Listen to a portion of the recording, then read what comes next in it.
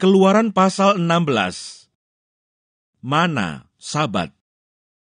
Setelah mereka berangkat dari Elim, tibalah segenap jemaah Israel di padang gurun Sin, yang terletak di antara Elim dan Gunung Sinai. Pada hari yang ke-15 bulan yang kedua, sejak mereka keluar dari tanah Mesir. Di padang gurun itu bersungut-sungutlah segenap jemaah Israel kepada Musa dan Harun, dan berkata kepada mereka, kalau kami mati tadinya di tanah Mesir oleh tangan Tuhan ketika kami duduk menghadapi kuali berisi daging dan makan roti sampai kenyang. Sebab kamu membawa kami keluar ke padang gurun ini untuk membunuh seluruh jemaah ini dengan kelaparan. Lalu berfirmanlah Tuhan kepada Musa, sesungguhnya aku akan menurunkan dari langit hujan roti bagimu. Maka bangsa itu akan keluar dan memungut tiap-tiap hari sebanyak yang perlu untuk sehari. Supaya mereka kucoba apakah mereka hidup menurut hukumku atau tidak. Dan pada hari yang ke-6, apabila mereka memasak yang dibawa mereka pulang, maka yang dibawa itu akan terdapat 2 kali lipat banyaknya dari apa yang dipungut mereka sehari-hari. Sesudah itu berkatalah Musa dan Harun kepada seluruh orang Israel, petang ini kamu akan mengetahui bahwa Tuhanlah yang telah membawa kamu keluar dari tanah Mesir. Dan besok pagi kamu melihat kemuliaan Tuhan, karena Ia telah mendengar sungut-sungutmu kepadanya. Sebab apalah kami ini, maka kamu bersungut-sungut kepada kami. Lagi kata Musa, jika memang Tuhan yang memberi kamu makan daging pada waktu petang, dan makan roti sampai kenyang pada waktu pagi, karena Tuhan telah mendengar sungut-sungutmu yang kamu sungut-sungutkan kepadanya, apalah kami ini? Bukan kepada kami sungut-sungutmu itu, tetapi kepada Tuhan. Kata Musa kepada Harun, katakanlah kepada segenap jemaah Israel, marilah dekat ke hadapan Tuhan, sebab Ia telah mendengar sungut-sungutmu. Dan sedang Harun berbicara kepada segenap jemaah Israel, mereka memalingkan mukanya ke arah padang gurun. Maka tampaklah kemuliaan Tuhan dalam awan. Lalu berfirmanlah Tuhan kepada Musa, aku telah mendengar sungut-sungut orang Israel. Katakanlah kepada mereka, pada waktu senja kamu akan makan daging, dan pada waktu pagi kamu akan kenyang makan roti. Maka kamu akan mengetahui bahwa akulah Tuhan Allahmu. Pada waktu petang datanglah berduyun-duyun burung puyuh yang menutupi perkemahan itu, dan pada waktu pagi terletaklah embun sekeliling perkemahan itu.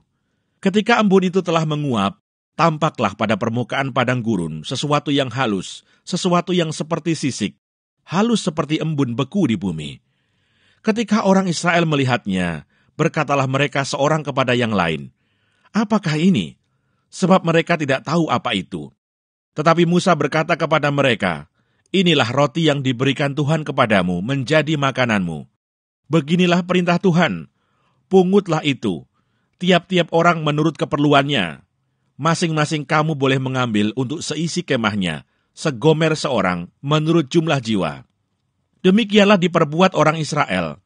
Mereka mengumpulkan, ada yang banyak, ada yang sedikit.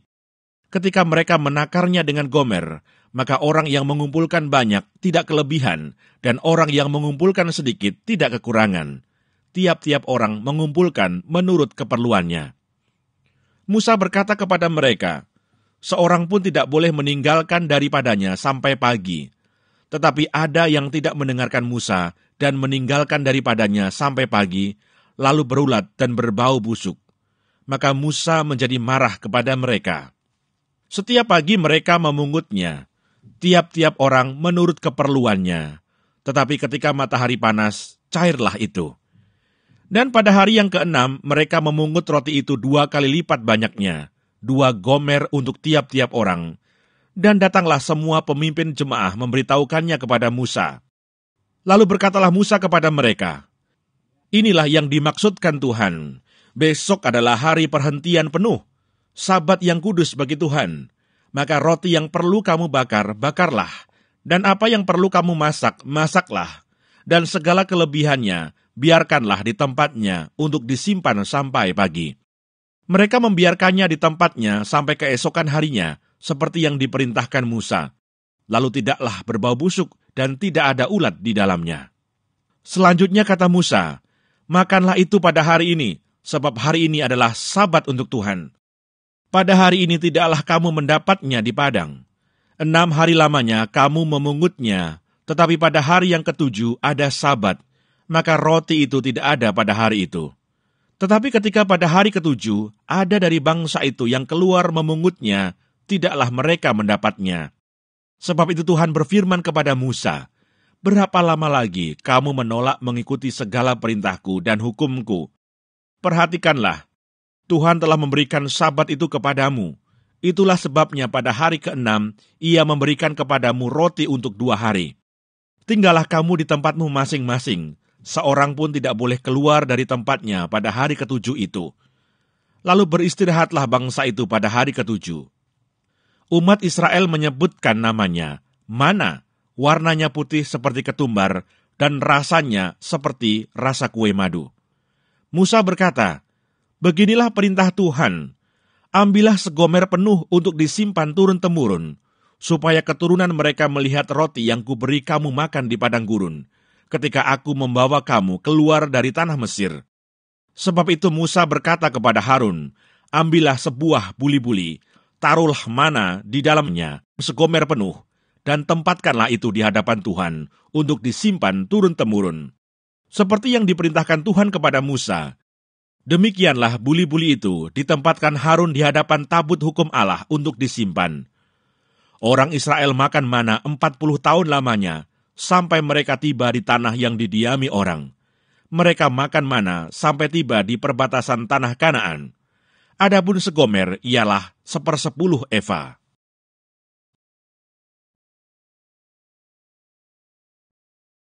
Keluaran pasal 17. Di Masa dan di Meriba. Kemudian berangkatlah segenap jemaah Israel dari padang gurun Sin, berjalan dari tempat persinggahan ke tempat persinggahan sesuai dengan titah Tuhan. Lalu berkemahlah mereka di Rafidim, tetapi di sana tidak ada air untuk diminum bangsa itu. Jadi mulailah mereka itu bertengkar dengan Musa. Kata mereka, "Berikanlah air kepada kami, supaya kami dapat minum." Tetapi Musa berkata kepada mereka, "Mengapakah kamu bertengkar dengan aku? Mengapakah kamu mencobai Tuhan? Hauslah bangsa itu akan air di sana." Bersungut-sungutlah bangsa itu kepada Musa dan berkata, "Mengapa pula engkau memimpin kami keluar dari Mesir untuk membunuh kami, anak-anak kami, dan ternak kami dengan kehausan?" Lalu berseru-serulah Musa kepada Tuhan, katanya, "Apakah yang akan kulakukan kepada bangsa ini? Sebentar lagi mereka akan melempari aku dengan batu." Berfirmanlah Tuhan kepada Musa, "Berjalanlah di depan bangsa itu, dan bawalah beserta engkau beberapa orang dari antara para tua-tua Israel. Bawalah juga di tanganmu tongkatmu yang kau pakai memukul sungai Nil dan pergilah. Maka aku akan berdiri di sana, di depanmu, di atas gunung batu di Horeb. Haruslah kau pukul gunung batu itu, dan dari dalamnya akan keluar air, sehingga bangsa itu dapat minum." Demikianlah diperbuat Musa di depan mata tua-tua Israel. Dinamailah tempat itu Masa dan Meriba, oleh karena orang Israel telah bertengkar, dan oleh karena mereka telah mencobai Tuhan dengan mengatakan, "Adakah Tuhan di tengah-tengah kita atau tidak?" Kemenangan orang Israel melawan orang Amalek. Lalu datanglah orang Amalek dan berperang melawan orang Israel di Rafidim. Musa berkata kepada Yosua, "Pilihlah orang-orang bagi kita, lalu keluarlah berperang melawan orang Amalek. Besok aku akan berdiri di puncak bukit itu dengan memegang tongkat Allah di tanganku." Lalu Yosua melakukan seperti yang dikatakan Musa kepadanya dan berperang melawan orang Amalek. Tetapi Musa, Harun, dan Hur telah naik ke puncak bukit. Dan terjadilah, apabila Musa mengangkat tangannya, lebih kuatlah Israel. Tetapi apabila ia menurunkan tangannya, lebih kuatlah Amalek. Maka penatlah tangan Musa. Sebab itu mereka mengambil sebuah batu, diletakkanlah di bawahnya, supaya ia duduk di atasnya. Harun dan Hur menopang kedua belah tangannya, seorang di sisi yang satu, seorang di sisi yang lain, sehingga tangannya tidak bergerak sampai matahari terbenam. Demikianlah Yosua mengalahkan Amalek dan rakyatnya dengan mata pedang. Kemudian berfirmanlah Tuhan kepada Musa, "Tuliskanlah semuanya ini dalam sebuah kitab, sebagai tanda peringatan, dan ingatkanlah ke telinga Yosua, bahwa aku akan menghapuskan sama sekali ingatan kepada Amalek dari kolong langit. Lalu Musa mendirikan sebuah mezbah dan menamainya, Tuhanlah panji-panjiku. Ia berkata, tangan di atas panji-panji Tuhan, Tuhan berperang melawan Amalek turun-temurun.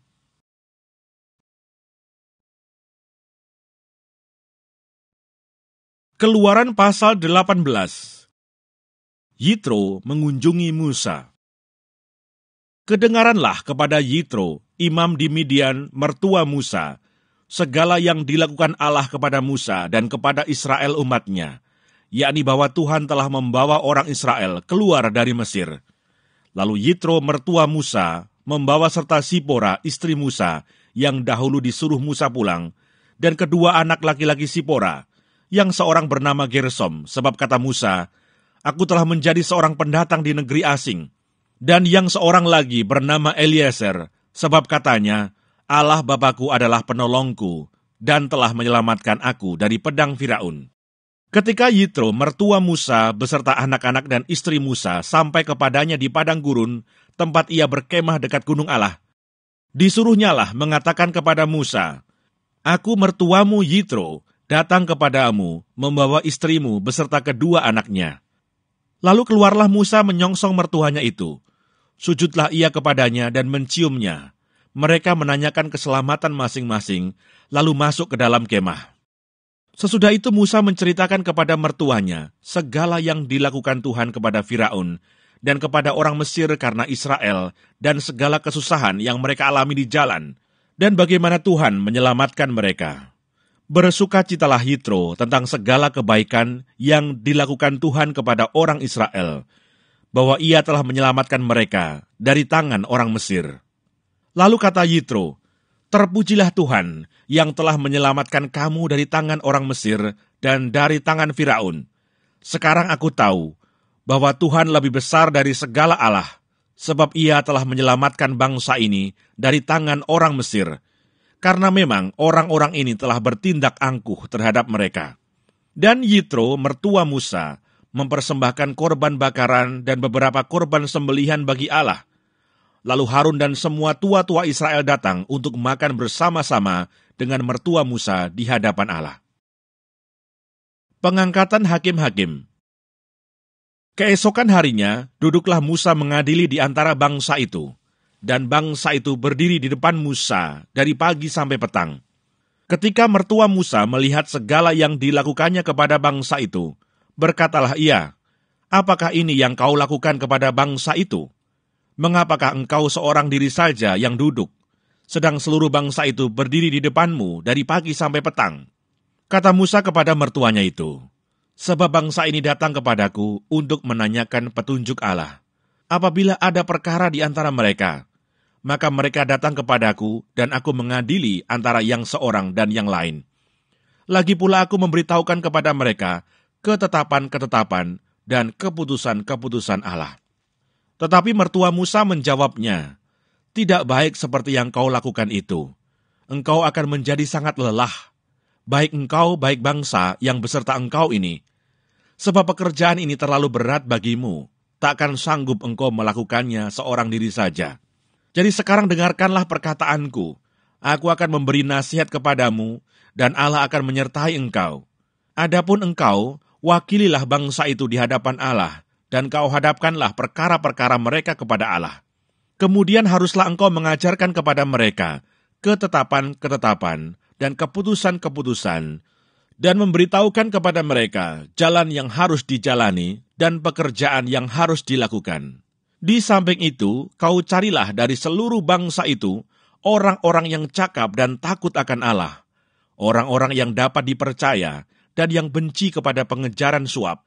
Tempatkanlah mereka di antara bangsa itu menjadi pemimpin 1.000 orang, pemimpin 100 orang, pemimpin 50 orang, dan pemimpin 10 orang.